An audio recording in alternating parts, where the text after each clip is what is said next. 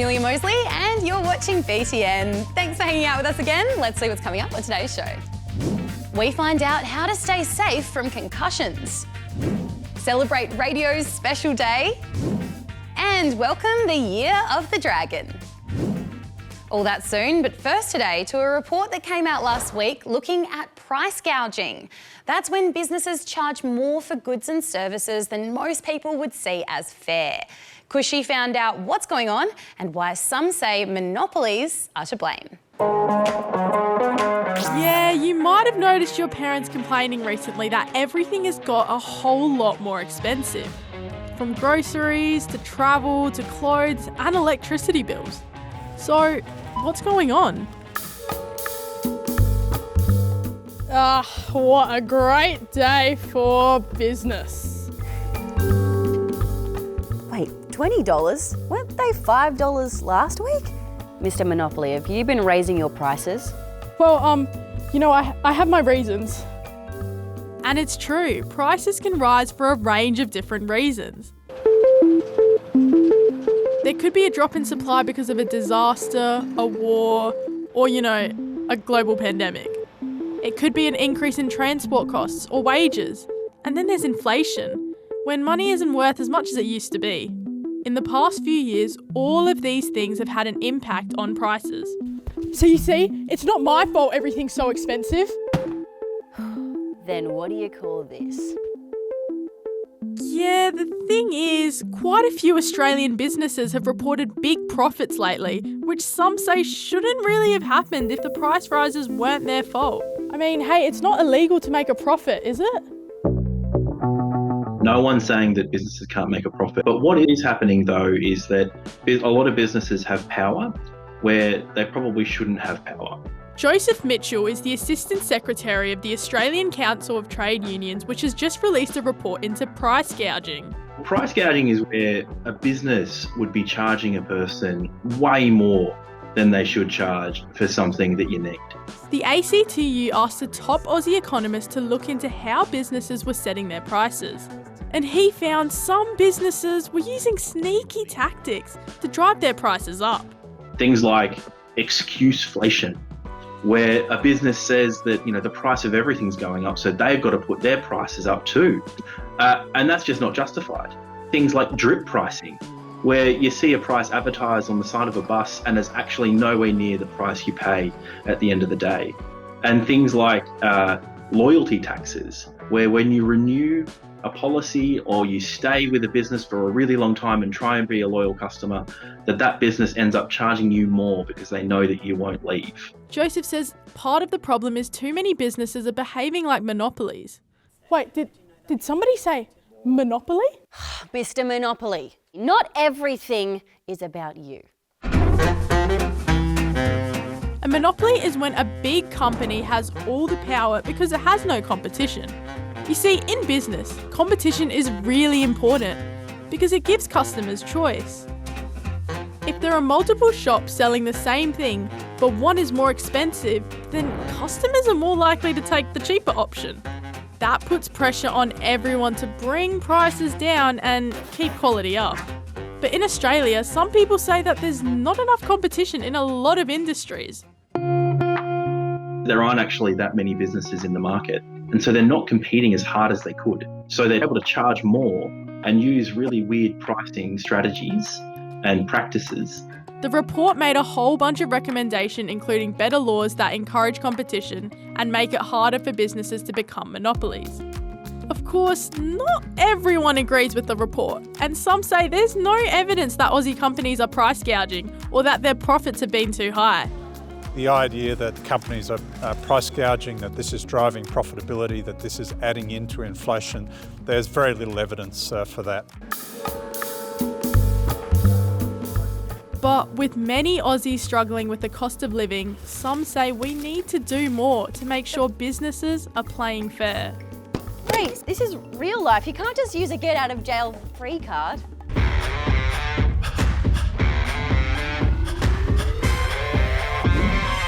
Do you know who this is? It's Queen Camilla. The wife of King Charles will be taking on extra royal duties along with Prince William following the King's cancer diagnosis. The King has been diagnosed with cancer. It's a bit of a shock. Genuinely heartfelt thoughts to him. That sounds pretty scary. I wish him well. It's very sad. US President Joe Biden has hit back at a special counsel that called him an elderly man with a poor memory. How old is the president? 76, 81 or 89? He's 81. The special counsel was investigating President Biden for holding on to some classified documents when he was a private citizen. It found that while he had done it deliberately, he hadn't broken the law. But the old comment wasn't too welcome, especially with an election coming up. Which country is this volcano erupting in? It's Iceland. It's the third time the volcano has erupted since December, and it's triggered evacuations and cut off heat and hot water to thousands of people. And if you were heading to the MCG this Friday night, what would you be going to see? The opening round of the AFL, the Women's Big Bash final, or a Taylor Swift concert? It's Swiftie, of course. Plenty of fans are counting down the minutes. Next up, to some new guidelines designed to keep your brain safe when you're playing sport. The AIS has put together some recommendations for how sports clubs and schools should deal with concussions. Here's Justina. I play basketball. I play footy. I play soccer. I used to play basketball when I was younger, but I've taken up football now. For a lot of kids, sport is a big part of life. In fact, around 3 million Aussie kids take part in sport each year. But as you all might know, sport can sometimes be a bit risky. Oh! Sorry. That was close. And one danger we tend to hear a lot about is concussions. Concussions can be caused by a knock to the head or body, which makes the brain shake or twist inside the skull. And yeah, it's not good. It can damage the cells in the brain and affect how it functions, causing things like headaches, confusion, nausea, and can even make you black out. I was knocked to the ground and hit my head against the floor. I lost my vision quite easily. I was a bit blurry and unfocused, and it wasn't till an hour later where I vomited twice. A few mates in my footy team have experienced a concussion before. Unfortunately, had to quit footy now. Even if you've never been concussed, you might have seen it happen to someone else. McNamara and Randall thump into each other. Contact sports like AFL and rugby have some of the highest rates of head injury of any contact sport in the world, which is not good because as well as the short-term dangers, the damage from multiple head knocks can add up. There is some growing evidence that we see in some retired professional athletes who have lots of concussions or lots of head knocks during their sporting career who are susceptible to having poor brain health, and particularly in the latter stages of their adult life. Most sport organisations have rules about concussions. For example, AFL players aren't allowed to return to play for 12 days. But it varies from sport to sport and across different levels. At my club, we have a protocol where if you get hit in the head on the ground, you have to come off. We have to come off straight away and we have to be assessed by a medical professional. This is one of the reasons why the AIS have put together new concussion guidelines for schools and community sport clubs. They're based on the most up-to-date research and reflect guidelines already in place in New Zealand and the UK. The guidelines say athletes should rest for 14 days after a concussion before returning to contact training, and 21 days before returning to competitive contact sport.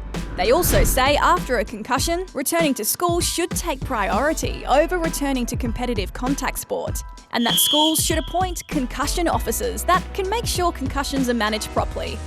Whatever sport you're playing, if a concussion occurs, everybody's going to know what processes we should follow so that everybody stays safe and we get you back to learning and get you back to playing when it's safe to do so.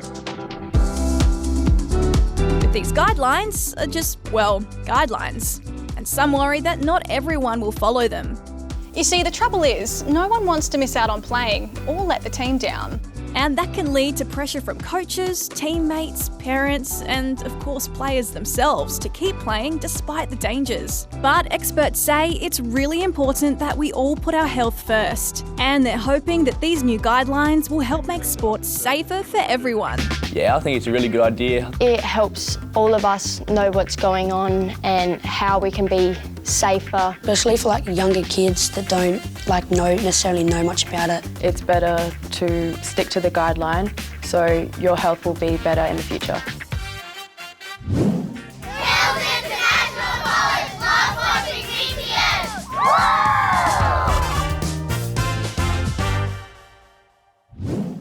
Now it's time to turn to your nearest radio and say congratulations, because February 13th is World Radio Day. It was created by the UN to celebrate the important role that radio still plays in informing the public and bringing people together. Here's Jack. Hello listeners, it is February 13th, aka World Radio Day. That's strange. Oh wait, no, don't switch me off. Oh, it's like the radio is talking to me. I am. Oh. And I was hoping I could talk to you about radios. Oh, no thank you. Oh please, it is World Radio Day, please, Fine, please. all right, yes, if you'll stop that whining, I'll listen. Oh yes, okay, well let's go back to where it all began, shall we? There are a couple of people who experts credit for the invention of radio. First, there was Scottish scientist James Clerk Maxwell, who in the 1860s theorised the existence of something called electromagnetic waves. They're waves of energy that travel through space, and they include the light we can see, as well as a whole spectrum of invisible waves, including radio waves. In the 1880s, a German physicist named Heinrich Rudolf Hertz did a bunch of experiments eventually proving that electromagnetic waves were real. And then in the 1890s, Italian inventor Guglielmo Marconi worked out a way to use radio waves as a way to communicate. And in 1901, he amazed the world by sending a radio signal across the Atlantic Ocean. Oh please, I could call someone across the Atlantic Ocean right now. Does that impress you much? Well, no, because it's 2024, but back in 1901, it was revolutionary to be able to communicate across such long distances. Oh, well, I guess that is impressive. Very impressive. For the time.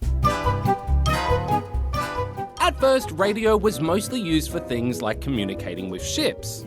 But the First World War showed how useful they could be on the ground. In the 1920s, radios in the household became all the rage, thanks to broadcast radio. The ABC presents the Sporting Roundup. Across Australia and the world, radio stations started popping up, providing entertainment for people everywhere. Families would gather around to listen to their favourite radio play. Oh, gee. Oh, whatever will Hilda say? For my glory. And to find out what was happening in the world. This is the news, read by Paul McClay. In the 1950s, radios became smaller, more affordable and portable, letting youngsters listen to their favourite tunes wherever they went. But then along came television. Oh yeah, I love television. I'm on it right now. Yeah, it's great. But many thought that television would signal the end of radio. That's right. Didn't video kill the radio star? No, that didn't happen. It's just a catchy song. Sorry. While TV did eventually take over from radio as the most popular source for news and entertainment, radio didn't go away. In fact, as the years went on, the quality of sound for radio only got better, with the introduction of FM radio and then satellite radio. These days, we can listen to radio just about anywhere and on just about anything. And while radio has even more competition for our attention, it's still really important. For starters, radio signals are a reliable way to send messages during emergencies, like a bushfire or a cyclone. Can you just call us up, please? And because radio is cheaper and easier to produce than television, many communities still rely on it, and many people love listening to it. Oh, and then there are podcasts, which have given us another way to listen to stories. So there you go. That's me. That's radio. Great. Pretty impressive, right? Oh, yeah, for sure.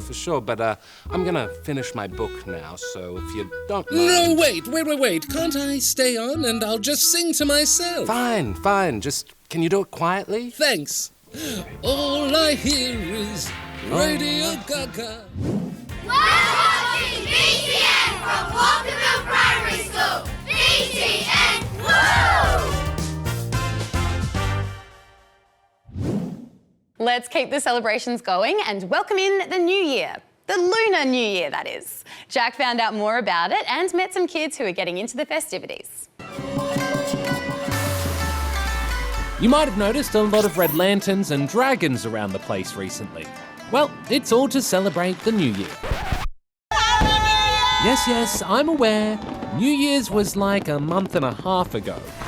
But this is the Lunar New Year. Lunar New Year is a big deal, with more than 1.5 billion people celebrating in countries like China, Vietnam, Singapore, Indonesia, and of course here in Australia. So why is it being held now? Lunar New Year is in the name lunar. It follows the lunar calendar, which follows the moon. You see, the calendar most of us are used to is solar, which means it measures a year by how long the Earth takes to move around the sun. But a lunar calendar uses the phases of the moon to count the passage of time, which means every year Lunar New Year is on a different date. This year it started on the 10th of February, which marks the beginning of spring in the Northern Hemisphere. It's also called the Spring Festival, where they celebrate by using like firecrackers. There's like performers. They give out red envelopes to people, and you eat traditional food. They would hang up banners that would mean prosperity and luck. Wear like gold and red clothing and make big loud noises.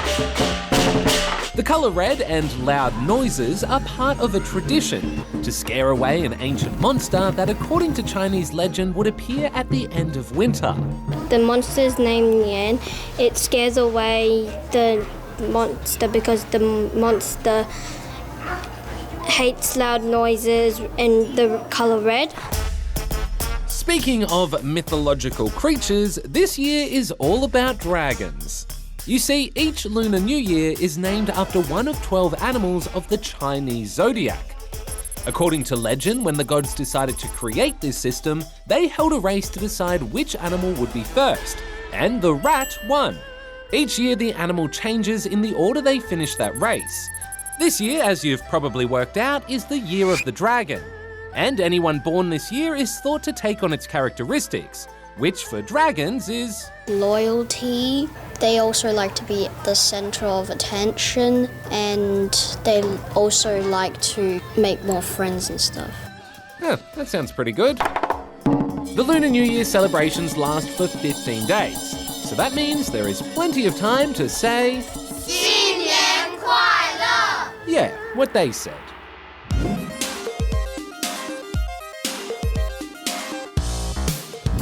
According to the Chinese zodiac, last year was the year of the what? The rabbit, the rat, or the rooster?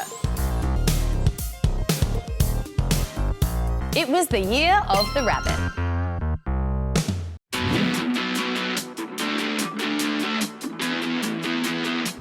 Chiefs Kingdom! The Kansas City Chiefs have beaten the San Francisco 49ers in a nail-biting Super Bowl. The NFL Final is the most watched sporting event in the US, and even overseas people tuned in. If not for the football, for the famous halftime show. Oh yeah, and there was a certain pop star who came to cheer on her boyfriend, Kansas City Chiefs Travis Kelce. It's safe to say it's been quite the weekend for Australia's under-19s cricket team. Yep, they just secured their 4th win at the Under-19s World Cup, this time beating reigning champs India by 79 runs. And Australia have marched through. And it's not the only win for Aussie cricketers this weekend. Our men's team took out the T20 International Series against the West Indies, thanks to some Glenn Maxwell magic, while our women's team took out their best-of-3 ODI series against South Africa. And finally, check out these moves from Australia's Val Gaselli at the FIS Snowboard Halfpipe World Cup. The 18-year-old left jaws on the ground with his incredible skills and untouchable scores, earning himself another gold medal. Whew.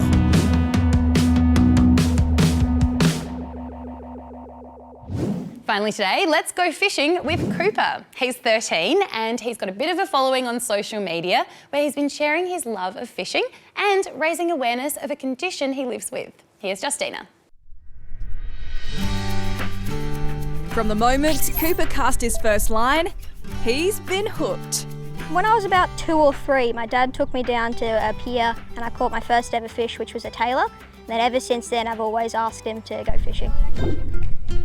Cooper and his family have been living it up, caravanning along the east coast for over a year in search of catching a big one. Well, I want to catch a really big barramundi that's probably over like 120, and a mangrove jack over 50 would be something really cool.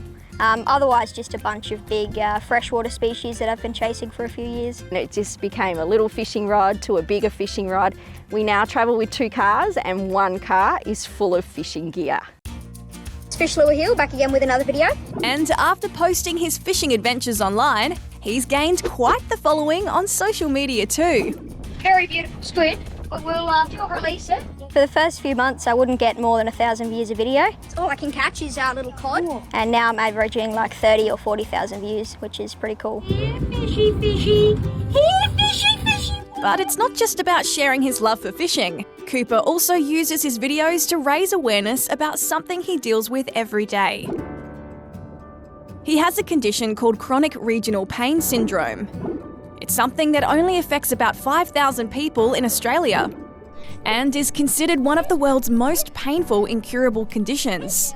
One of Cooper's symptoms is called allodynia, which is a skin reaction to stimulus. So for him, it's water and air. So any air movement causes this reaction in his foot for his pain to flare up. If that pain flare decides it's going to hang around for a while, he can spend months and months at a time in bed. That is a very large tiger shark. CPRS usually develops after an injury, but because it isn't very common, a lot of people don't know about it. It's one of the most painful diseases known to medical science. So it can be quite a hassle to deal with at times. But yeah, it causes intense burning pain and very, very bad tremors and stuff, which can be quite debilitating, and I have to go out in a wheelchair sometimes. And yeah, so it can flare up from doing too much activity. All right, let's get this release video.